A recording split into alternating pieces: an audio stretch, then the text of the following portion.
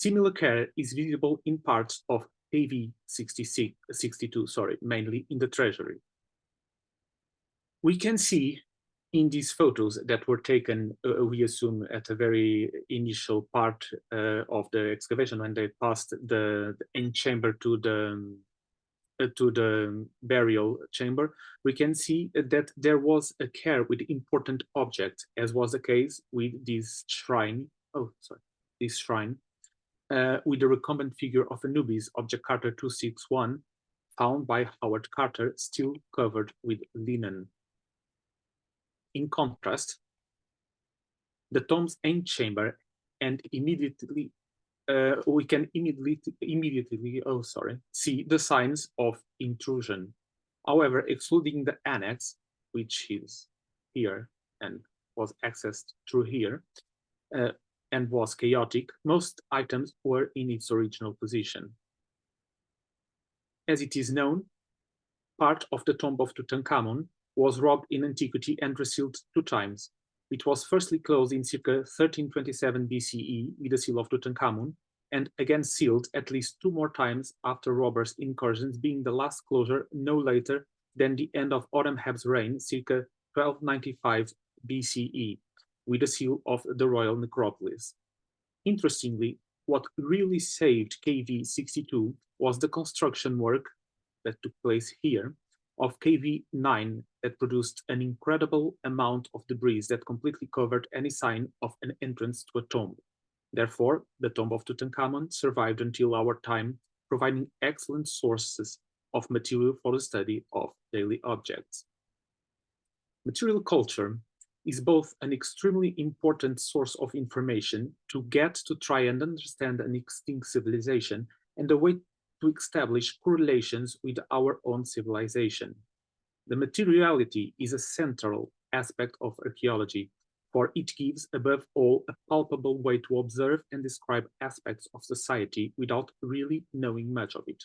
However, the civilization of the Nile Valley had special characteristics, such as its duration and the geography of Egypt itself, which allowed the development of a very large and ever-growing body of information. Egyptology has been an area of knowledge intensively studied for almost 2 centuries, allowing us to have the benefit of knowing some central aspects of these civilization constructs, which include significant parts of their belief systems. Also, the access to a rich variety of iconography produced by the ancient Egyptians themselves help us correlate the real material object with the artistic one, allowing for considerations regarding their use, their importance, and sometimes their meaning. All this aids the understanding of the eventual significance, use, and associated symbolism of a material piece. And in accordance with this richness found in the interior of Tutankhamun's tomb, the first observation of Howard Carter in 1922, when having the first glimpse through a small tiny breach made on the upper left corner of the sealed doorway at the end of the passage to the interior of the end chamber, is perhaps the most adequate to describe KV 62. When Lord Carnarvon asked impatiently, "Can you see anything?" our Carter simply responded, "Yes, wonderful things."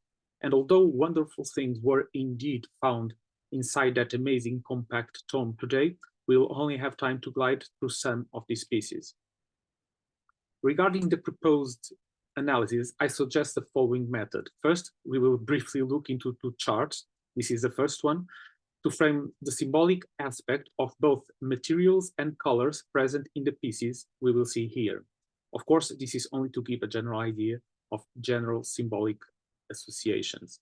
After, we will dive into the chosen pieces, one in special detail, and the other selected pieces have been grouped by teams that we will see systematically. This third chart shows us the symbolism associated to wood and other materials that compose furniture and other objects. The most significant symbolic aspects are associated with metals and indigenous woods, as should be expected. Very significant are, and also very symbolic, are the associations to minerals which appeared in nature, so were by design divine. As example of symbolism attached to indigenous wood, we have the one associated to the sycamore fig tree that was generally associated to the goddess Isis, Nut, or often with the lady of Sycamore, Hathor. The same association happened with the Persia and Hathor, but also there was commonly a representation, the Persia with the twin tree, referring to the horizon and the rising sun, recalling the hieroglyph Ahet. Imported woods tended to be selected for its rarity, with its use directly signifying status. Examples are the ebony, cedar, or oak, although a connection to the symbolism of its colors and sometimes other symbolisms should not be ignored. Gold and silver played important symbolic roles, linking its colors to both eternity and purity, and to the flesh and bones of the gods, respectively. I suspect that electrum, which contains both metals, might have been on the genesis of this anatomic idea.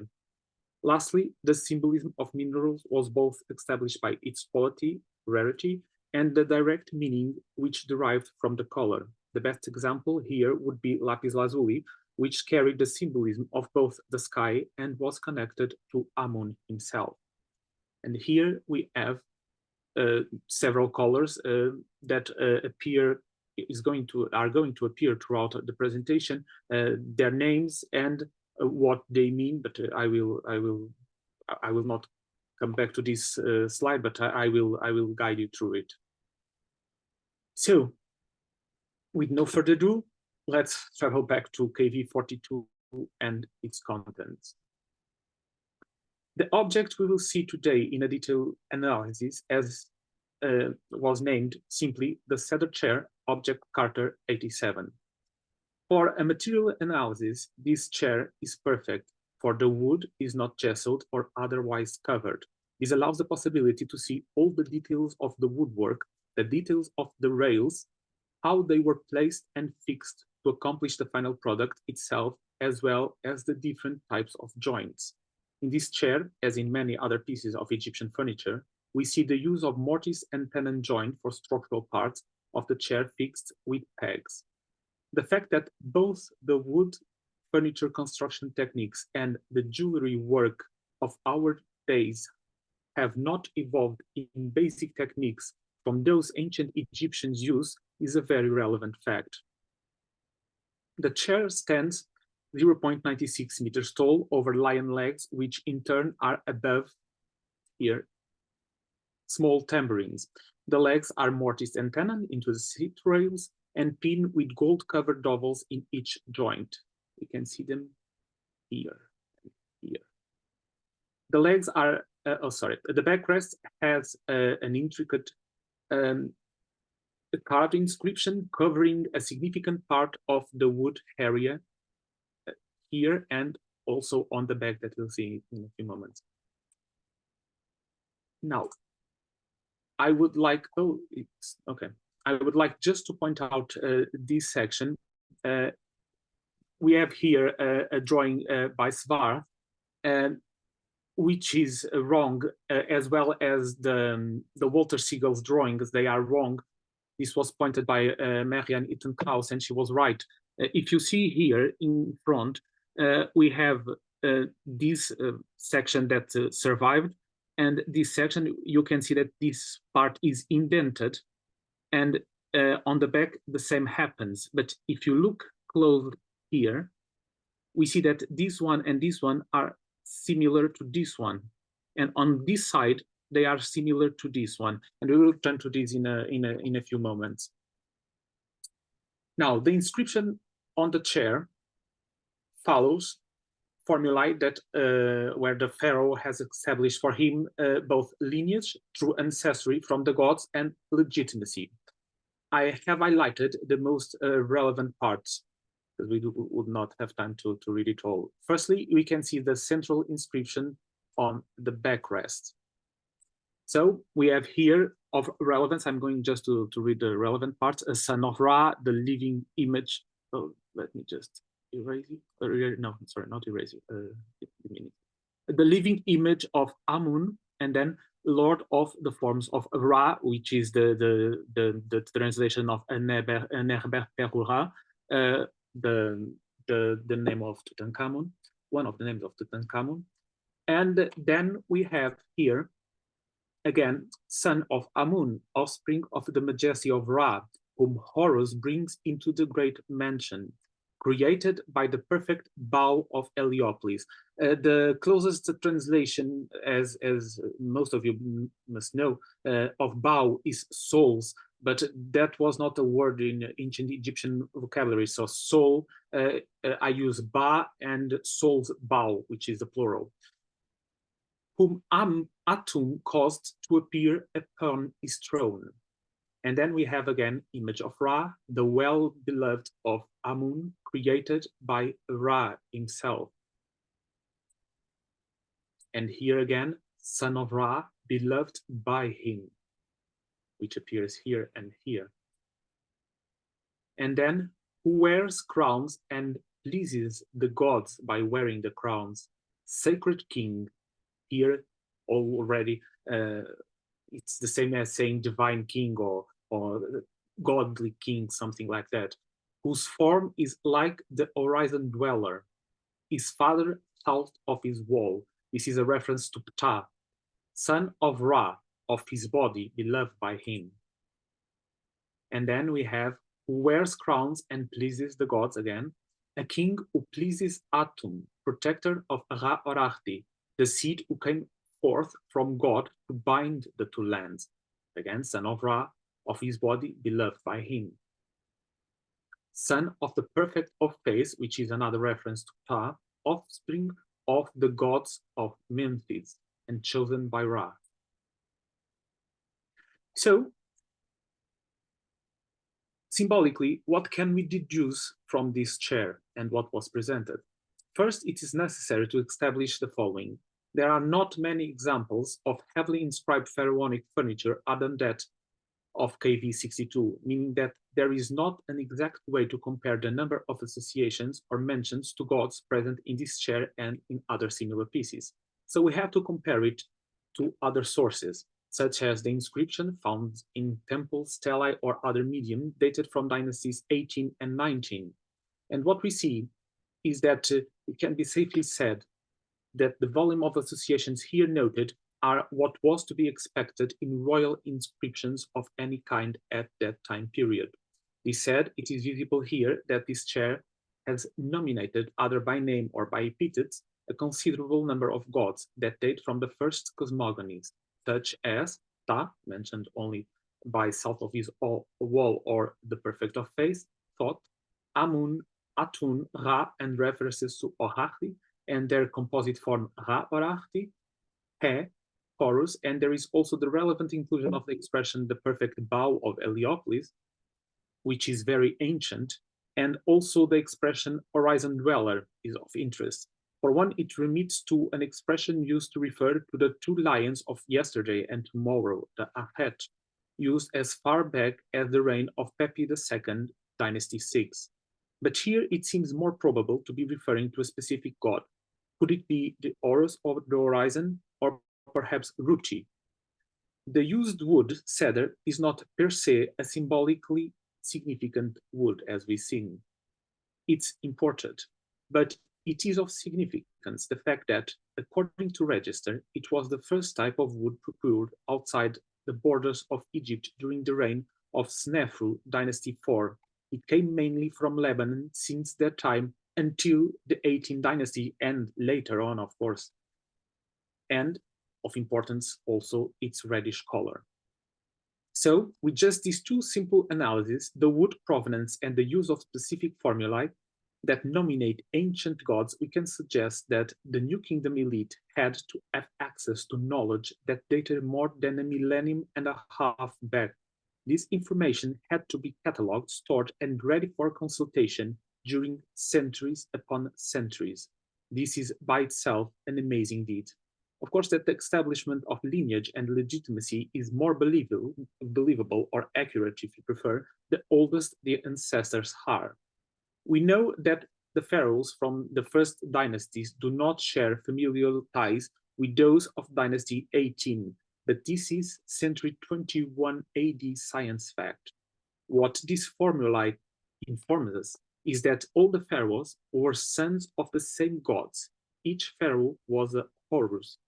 The lineage was, therefore, unbroken since the beginning of Egyptian history, and this is their story. Regarding the symbolism of the chair itself, there are some important references to be yet made. The first one has to do with the question of the missing cemeteries and the variation of this scene that we pointed above. On one side of the chair, there was once a composition of only lotus, and on the other side, of just papyrus around the Sema sign. This variation establishes an indication that there was an intended orientation for the placement of the chair, which might give us clues to its function. It was most certainly a chair used for official state occasions, a place where symbolism had to be shown. This is the more logical explanation for why a chair would have a pre-intended orientation by design, signaled with the heraldic flowers of Upper and Lower Egypt. The papyrus was on the left side, so this side would have to be turned north. The pharaoh would be sitting facing east to face the rising sun, which is symbolically relevant. It establishes a relation between the cycle of the star and per association with the rising sun, and the pharaoh. Of relevance is also the knee braces above the cemetery scene, the form that clearly serves the function of reinforcing the lower part of the chair and the double curved seat. But here also reminds the sign which refers to sky. If it was not for its added details, these braces might pass as simple structural additions. However, in this case, they seem to want to remit to the elevation of the one who used this chair as sitting in the sky itself. In conjunction with the protection of the lion legs, we see here an introduction of a symbolic picture that places the pharaoh in a far superior plane from those around him when sitting on this chair, either alongside Ra in the sky or like Ra himself in the sky. Oh, sorry. Just lost myself. I told you. This is and not this one and this one. So the color also plays an interesting part, as I've said. We have here two dominant ones, the reddish color of the smooth wood, which establishes an association with regenerating forces, red and fertile lands, energy, power, and sexuality, and the yellow from the gold connected to the winged Ra, the primordial god of Yunu, giving this color a heavy symbology, not only associated with the god, but also with its characteristics, the most relevant being eternity. Interestingly, Ra was mentioned too as the mountain of gold since the Old Kingdom, a symbolism that appears to have evolved to be contained in the Nebu sign that always remits to Ra and that we see here and here. The backrest central section is also extremely symbolic. The golden double wing disc with Ura-A, as we know, is a combination of symbols of protection. The fact that it is made of gold augments its already attached symbolism. Its position indicates an extra protection to everything below it. The representations of Tutankhamun's cartouches at the end of both wings presents each one above as Nebu sign and crowned with a solar disk and two ostrich feathers surrounding it. Although this is a common way of representing the cartouche in the New Kingdom, symbolically these elements increase the protection of the Shan sign itself, which means eternal protection. The ostrich feathers above are associated with Shu, another ancient god of Yunu, and with Ma'at, the goddess of truth and order. The composition is a clear way to convey protection and to establish a connection with the nature of the name it encircled, for it belonged to a human who was of divine nature, truthful and keeper of the order in Egypt. The open woodwork scene is the final element that will complete the symbolic analysis. On it, we have the full titularity of Tutankhamun appearing also inside Tuserech, enclosing the Horus name of the pharaoh. The fact that this name was here included in this form is almost as if there was a specific need to establish another connection to the past. for the Serech was the most ancient way to represent a pharaonic name. This need to connect with the past is obvious, as was the cause of that need. The reign of Tutankhamun happened during a period of great change and political turmoil, the aftermath of the Akhenaten period. Therefore, all connections to a distant past would be very welcome to normalize this new period. The central figure of He, the personification of eternity, which is associated with the temporality of it, millions of years, is above a Nebu sign holding two palm branches, the notched palm branches, which also refer to eternal life, which equals immortality. Each palm branch rests above a set, if you see here, a Shan sign, and a representation here, this small frog, of the goddess Akhet, who is associated with birth. Here the symbol could be read as eternal rebirth, which equals again to eternal life. In essence, this idea is yet reinforced with the presence of the sign in the arm of He. Standing over each Serech are visible uraei on the feet of a Horus wearing the double crown of Egypt, above it a sun disk and another cobra. This group of elements reinforce the idea of protection over both the two lands and he who wears the double crown and is there named. As a final symbol of protection, the solar disk with uraei that crowns He, each looking to the two names just in front of them. In all, this scene has a heavy symbolical intention of showing that the pharaoh was heavily protected, and the names being protected, so would be the person. Now, to have a larger grasp of other objects, I have grouped them based on similar characteristics. We will therefore see two main groups of objects. One here, we'll see the number one, we'll see the symbolism and the association with the divine and the belief systems. And the second, the symbolism associated with symbols and signs, symbols like the Akhet, and which is also a sign. So the question here is, what was or what were the more visible gods, such as He, which was totally represented? The most recurrent one is, without doubt, Ra. Ra could appear in one of his several forms, as a sun disk that could undisputedly be called Aten, which was historically one of Ra's manifestations, or as a Repri, the morning sun. We saw it in the cedar chair, the winged gold disk, and we can see it in these examples of jewelry. Its symbolism is present in a myriad of other examples, either by appearing in one of his forms or through the use of gold that would link to the sun god or to the divine as a whole, or merely through the color yellow. In object Carter 267A, we can see a combination of gods and a myriad of color. This type of combination forms a rebus of Tutankhamun's throne name, Neb plus the plural plus Repri plus Ra. The central stage of this jewel is here taken by a winged scarab pushing a solar disk to its birth over the plural strokes, which are here, which are in their turn above a Neb sign. While nominating the pharaoh, this piece also clearly displays the connection to the name and the symbolic realm. The pectoral, with its already symbolic macro structure, is filled with materials that infuse additional symbolism to the piece. Here we find encrusted in gold, orange carnelian, lapis lazuli, and turquoise, giving the piece a symbolism of regeneration, energy, power, and always eternity, divine eternity, and even establishes a connection to Amun, a primordial god, with the lapis lazuli. On the necklace on the right, with the falcon pendant, we see another piece where the falcon holds the familiar Shan sign.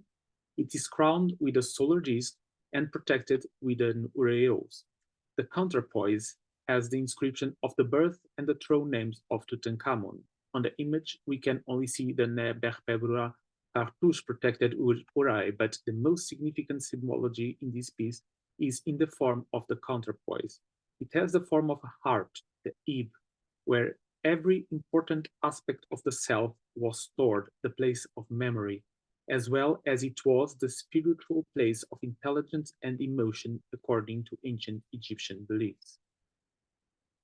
Another very protective and recurrent pair of gods in furniture that are found in KV62 are the god Bes and a female counterpart. In this example, we can see Bes and Bastet.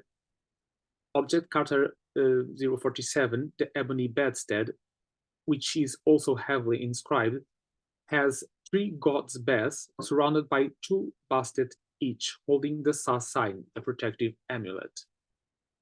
The inscription is always a fundamental aspect of the composition. Note the underlined parts, son of Amun and his most beloved king, son of Ra, and again, image of Ra, unblemished hag, which has come from his body, the body of Ra, and son of Ra. So once again, the inscription directly increases the connection between the one using the piece and the gods themselves. The bed was, it seems, infused with protection to guarantee survival. The symbolism of the inscription associated to the open woodwork with Bes and Bastet, both extremely protective gods, and the two dominant colors, the black of the ebony and the yellow of the gold, could be interpreted as having the symbolic charge of fertility and eternity. This bed was intended to be therefore regenerative to the body and to provide eternal existence to Tutankhamun, descendant of the gods, as the inscription reminds. The bed, paired with a headrest, is one of two categories of objects that, above all other pieces, desperately needed the infusion of protection. Sleep is a state that was considered, and still is today, very fragile. During sleep, one is subjected to everything that surrounds, with a total inability to act in defense if danger approaches. Therefore, it is no surprise that we find in the headrest the presence of gods such as Bes. In this object Carter 403D, this headrest made of ivory presents as colors light red, green, dark brown, and black. Symbolically, we would have a piece inherently protective infused with the strength brought to the set by the ivory, together with the purity from its white regenerative forces of the light red and the fertility of the black. In all, we have an object that infused the resting head with these so important characteristics to survive the night. Object Carter 403C, the shoe ivory headrest, is another great example of this. Here we see on the top a piece that mimics the sky, here, carried by Shu on his back. On each side of the god, two lions. Although primarily the two lions were representation of Shu and Tefnut, the evolution of their mythology gave way to a then new dual god. And by then I mean in the Old Kingdom, Ruti, that we have already encountered before. He was represented, or a representation of the Western and Eastern mountains, the lions of yesterday and tomorrow. With Tutankhamun's head on the headrest, we would have a transmutation of these elements into another important one, again, Ahet. Therefore, what this headrest is telling us that can do is guarantee the daily rebirth by protecting during the sleep with the strength of the ivory and the protection of the lions. It also guarantees the transformation of the pharaoh itself in Ra, which would result in a new rebirth as Ahepri. The awakening was therefore guaranteed. To end these sections of the gods, we can find several other presents in the furniture and jewelry of KV62. Here we see the back of object Carter 351, the inlaid ebony throne. If we look at the back of the backrest, we can see that the sheets of gold has in bas relief two vultures. We can see them here. Here are the wings. So this vulture is the goddess Nehbet, the tutelary goddess of Upper Egypt, surrounded of symbolic elements of protection. On her paws, she holds the Shen sign and an ostrich feather, connected with the goddess Ma'at, in all with a combined meaning of eternal protection, truth, wisdom, and justice. Above her claws, a combination of Ang and Wa signs, life and strength. On each corner at the top, a Wejat, the eye of horrors representing well-being, healing, and protection. And finally, the four Nefer signs. In this context, I would be inclined to translate it as good, an element that almost seems to characterize the one who was using the chair as worthy of protection. In a few other examples, such as on the golden throne of Tutankhamun, object Carter 91, we see as armrest the winged Wadjet, protector of Lower Egypt, with a double crown, and on the back the Ure with a solar disk. On the child throne of Tutankhamun on the right, object Carter 349, we see below a winged sun disk, a falcon with crooked wings in open woodwork flanked by the cartouche of the pharaoh. His claws grasp Shen sign. Below each wing, the signs Ankh and Was. Under the tail feathers, the Nebu sign, reminding of the link between the indestructible metal and the sun god Ra. And finally, on this broad collar, the hawk collar, object Carter 256AA1, Horus, or we can assume his two faces, tops a composition of encrusted orange carnelian and colored glass mimicking turquoise and obsidian. Here a clear allusion to fertility, strength, power, and all this symbolism augmented with the protection of the double Horus. The broad collar is found recurrently in iconography dating as far back as the Old Kingdom. For this slide, I chose one example of KV 62, where it's visible that the Weshehe was designed to cover a significant part of the upper torso of the wearer. The all-over aspect, the jewel mimics garlands, the most primitive form of this collar. They are thought to have been used for ritual or official occasions by men, women, and gods alike. Regarding the signs and inscriptions in furniture, we have already seen recurrently a few of them. Inevitably present in their examples are the Achet signs that appear repeatedly, the Nefer and the Was sign. There is a direct link between the use of any signs and its symbolism. The link can establish a direct connection with a specific god, as in, for example, with the Jed sign connected to Osiris, or the Tit signs connected to Isis. Sometimes the amulet is literally a representation of a god. As examples of the purest forms of the use of signs we have from KV62, the pieces we see in this slide, the so-called amulets, which is a very generic term for a very symbolic and large number of items. Then in furniture, we also find examples where signs take a central role. We can see it on the ornamental casket of Tutankhamun, object Carter 271, on this composition of gilded carved signs that we see here repeatedly in 5 of the 6 sides of the box, or on the table-shaped box of Tutankhamun, object Carter 403, the frieze also presenting the same combination of signs that the casket. These last 2 objects present the repeating message, all, power, and life. We can also note the high volume of inscriptions that were included in these pieces, being once again not produced with uncommon formulae, but clearly augmenting the symbolic meaning of each piece where they appear. We can assume that the intent of including as many of the elements we have so far seen is clearly to create an object for protection to combat those primordial fears of demise. In a last return to the Achet sign and its many hidden forms, we can identify it very well on examples such as the shoe headrest, but it is present in many more pieces of furniture. As example, the already seen golden throne of Tutankhamun, but here in the front we see here the lion of yesterday and tomorrow, and the pharaoh would be the sun in the center, and in the wooden bier of Tutankhamun above. And finally, we see it in, here below, it would be laying down the head here, so the same thing, and this amazing piece, object Carter 331A, it's the perfect representation of Achet, not being the Achet itself, but meaning it. Here we comprehend that the same sign can assume different representations that just need to be interpreted. It can have the intent to assure that someone sleeping awakens, rises like Khepri, or that someone sitting on a chair transforms into Khepri. In some, it seems that the same element could be adapted to the object and the intended as needed. Finish this section. These three cartouche boxes are the epitome of the use of the symbolism associated to a sign adapted to three-dimensional objects. The Shen sign here shows that there was a need for protection of even the smallest of things, not only people. These pieces stored small possessions. They are boxes and containers.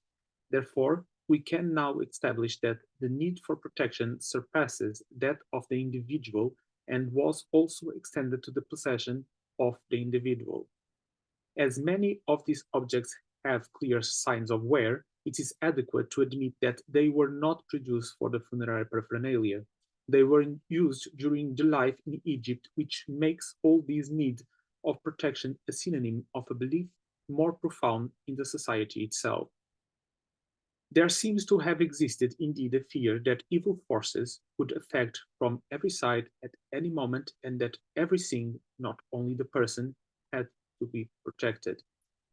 I wonder about what Herodotus meant when he said that the Egyptians are the most religious of peoples. Could it be instead that everything for the ancient Egyptians had to have a direct protection by the divine? This brings us directly to meaning, symbolism, and, of course, protection. Each piece here shown seemed to have specific elements present, but often, rather than not, each piece carried as much symbolism as was physically possible.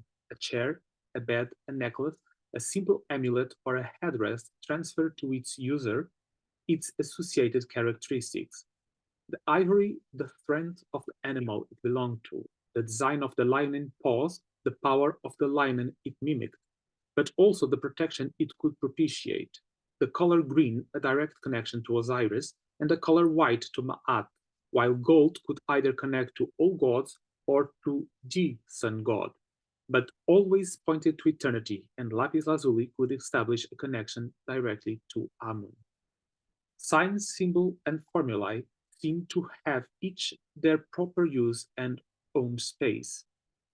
All that was symbolic was clearly intertwined in a complex web to achieve, perhaps, the goal of protection that is inevitably translated in maintaining life, health, and strength through protection via the ward of evil.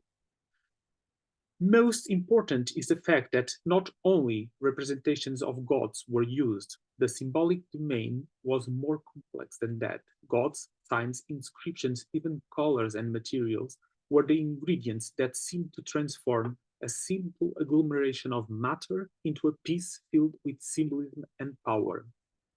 There seems clear that there was a concern with charging many pieces of furniture and of domestic use with symbolism. As for the why, it is of course an open question. All this is a generalization of the few examples which represent a very specific type of members of a civilization. In essence, what can we take from this analysis? Well, we have some objects that tend to indicate that at least a part of the population did have a very strong belief in their belief systems and wanted it included in their daily life objects as well as in their funerary paraphernalia. With the sacred comes the symbolic, with beliefs, superstition, and with humanity, fear. It is indisputable that pieces were carved, assembled, inscribed, and decorated, that jewels were encrusted to include as much information as possible. They were infused with so much meaning that its ultimate justification for this had to be the result of a strong belief in their power and in the power of what they represented. The questions that I lastly pose are these.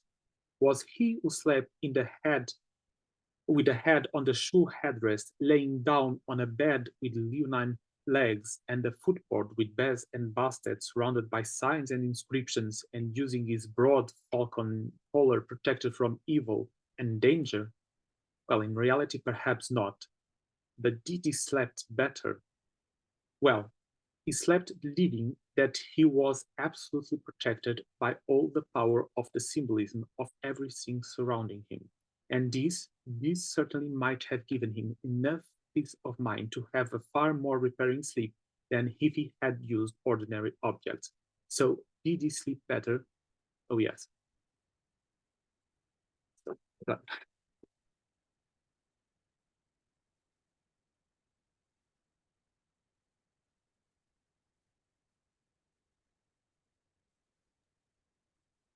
Thank you so much, Andre, for the amazing talk looking at KB62 and the objects and what that can tell us about the materials and the symbolism and how those sort of interact with one another. What I'll do now is I'll pass over to anyone that has any questions. You can either feel comfortable putting into the chat, or if you want to unmute yourself, do feel free to do so.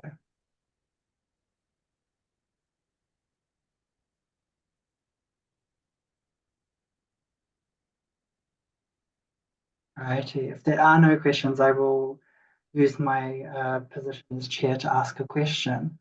I was curious, Andre, about, I guess, a bit more around how you're making the connections between the different objects and the symbolisms that are sort of infused into those objects.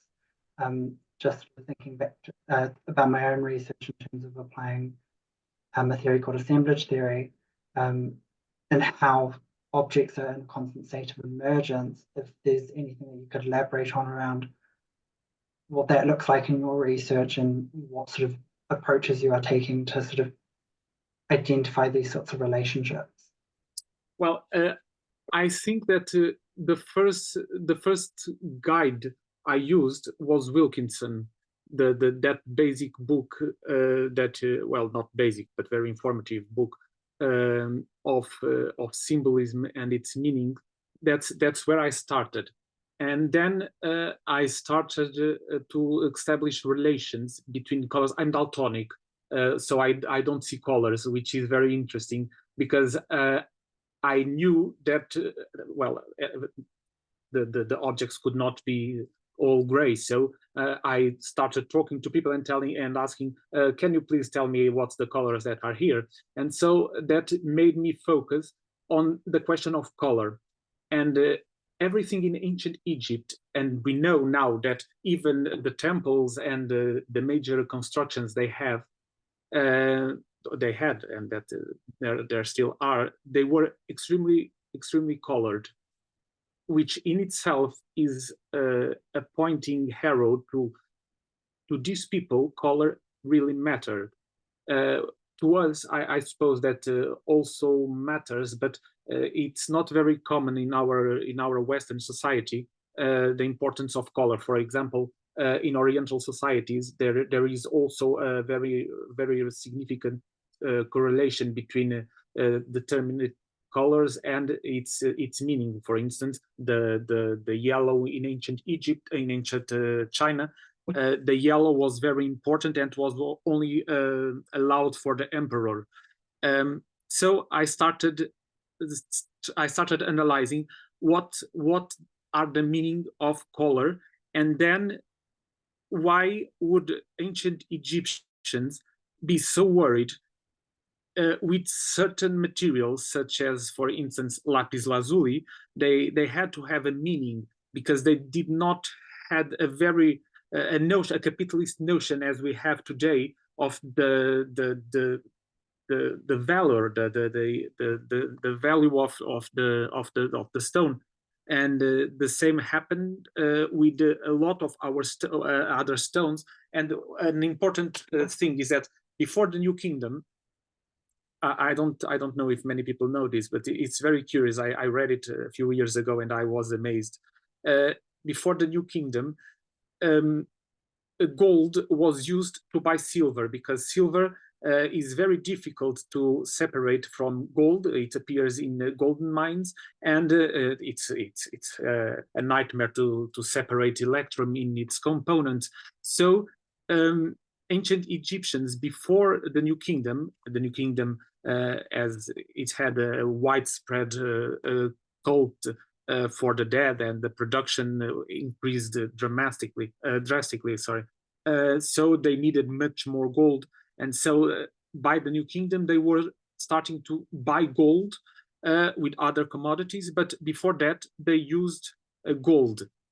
And so if they were using gold because they had it, they had plentiful mines in Nubia, of course, but if they were using gold to acquire other objects, I went and saw what other commodities did they buy, and they bought stuff like cornelian, or they mined it, and they were concerned with silver, and they were concerned with imported woods, and that was, I think, where it all started. That's where I start the connections. And of course we have the part, the 200-year-old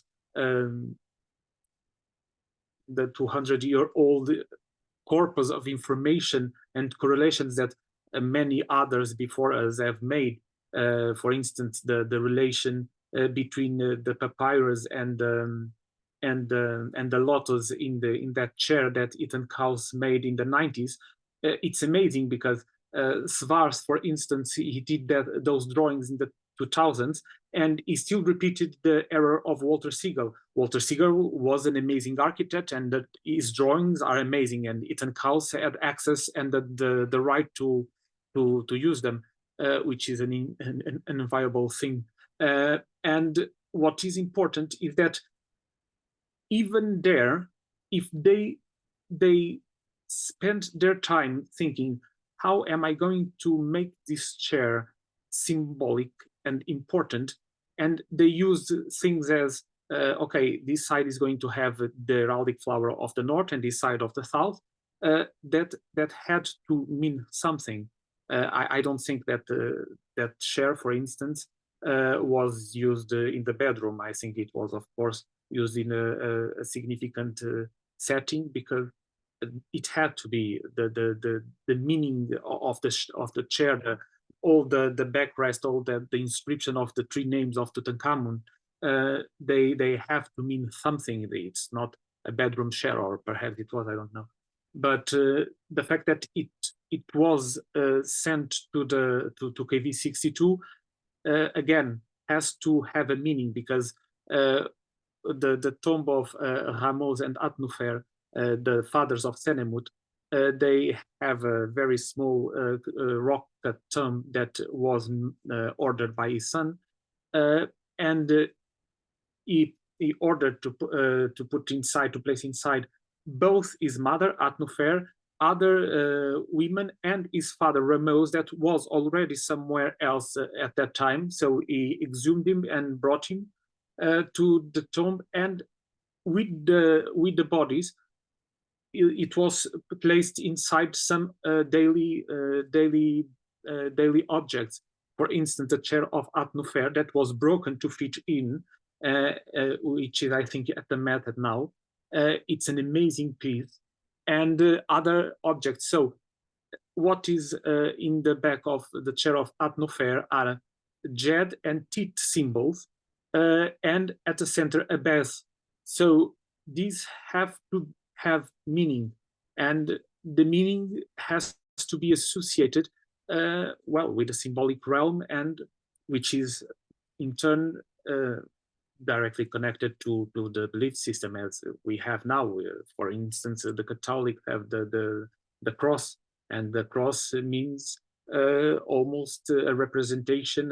It's a symbolism of Jesus Christ himself. So there's the correlation of materiality of completely different civilizations, but yet there are things that are central to our mental construct. And I don't know if I answer your question. I tend to talk a lot. No, that's okay, Andre. Yeah, no, it answered my question, just to sort of get a gauge of where you're coming from, how that sort of influenced how you kind of come to know these materials, how I've come to understand them. So thank you so much. Passing over to anyone else who has any questions. I do know in the chat there's not anything. Over to you, Valentina. Hi, André. Hi. Hi. Thank you so much for your presentation. It was really amazing. Well, thank you so much. I have one question, which is also related to the question made by Ruben, actually. Mhm. Those who know me knows that I'm really interested in the uh, interdisciplinarity approach, and in particular, the use of psychology and Egyptology to try to describe something in detail. And due to your background, to your academic background, I was wondering if you think that there are maybe some psychological reasons behind at least some of the symbolic elements that you mentioned during your presentation. Yes, yes, I really do think that the belief system is per nature uh, an agglomeration of constructs of the society. So I do think that they did not choose things randomly. They have to had a construct presence for each item they chose. For instance, the lion paws. It's not. It's not. It could have been a lot for in the Old Kingdom, for instance. The lion paws also associated with the pharaoh, of course, but in the Old Kingdom, it was the bull that associated with the pharaoh. So both types of paws, it's a very powerful animal.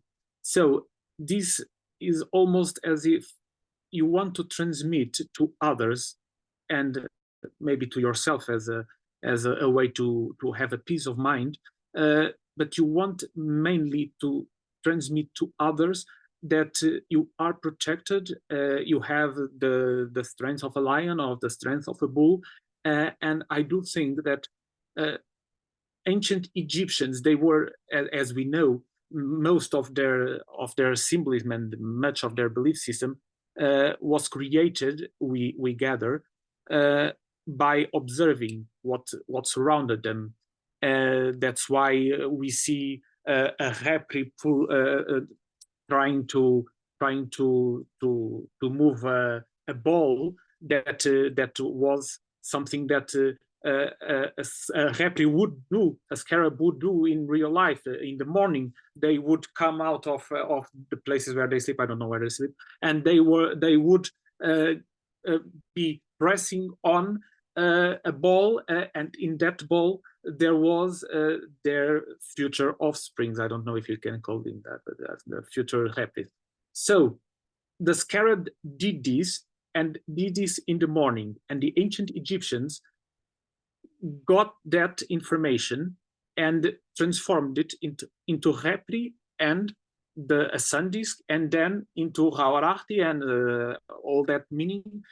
And I believe that everything that is observed when passed to a belief system, and here we are in a very advanced stage of the belief system, because we have more than a millennium and a half of evolving beliefs.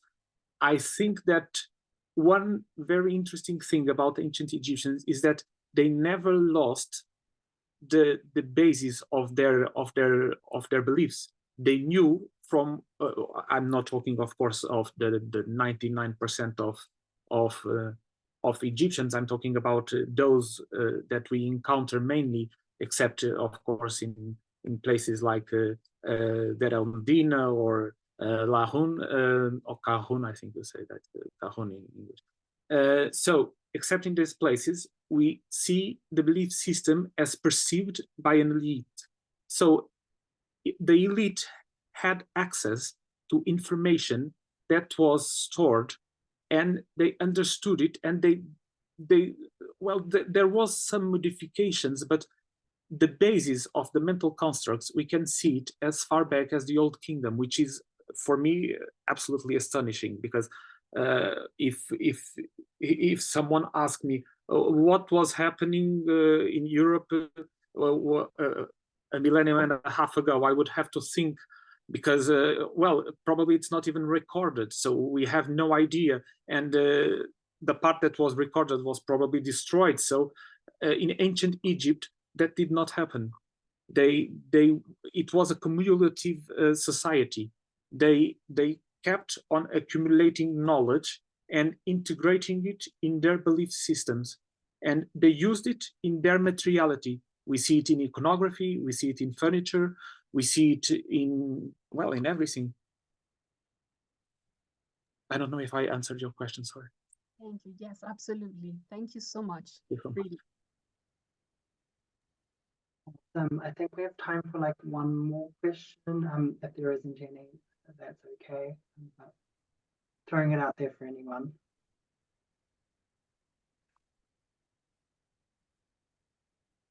All good. So thank you so much, André, for joining us. Thank you for this opportunity. I love to talk about materiality. Absolutely, it's such a fascinating topic area. It is. And thank you for everyone for joining us this evening, and hope you all have a wonderful evening. Thank you so much. All right, thank you. Bye.